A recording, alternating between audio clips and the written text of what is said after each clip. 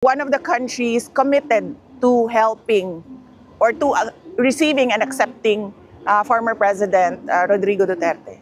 We heard Representative Castro from the House of Representatives mentioned the word impeachment. Regarding po sa interim release, any update po at kung meron na po bang bansa na nagpahayag ng pagsuporta or pagkanlong sa Pangulo? Yes, yes, sir.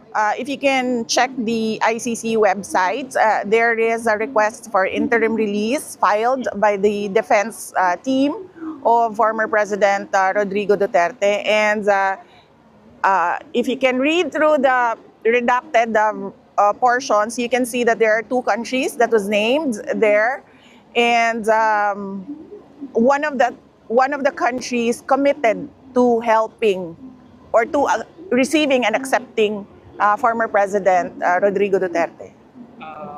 What are those? Unfortunately, sir, I cannot talk about the contents of that petition. Only the lawyers of President Duterte can talk about the request for interim release, because some portions of that, particularly those items that were redacted and considered as confidential, can only be between those who have a privilege, lawyer-client privilege.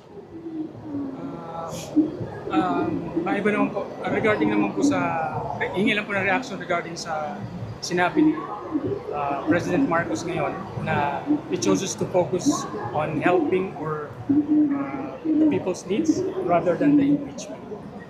Reaction lang. Well, good for him, and so we hope to see some sort of truth to his statements that he is focusing on helping our fellow Filipinos and doing something for the country. Unfortunately, if you talk to the ordinary citizens and the Filipino community abroad, we don't see anything at all. One last question po, ma'am. Regarding po sa mga cases na sabihin nag-aabang sa OVP sa Philippines, especially yung sa sinampa po sa Ombudsman, yung OVP was given 10 days to react sa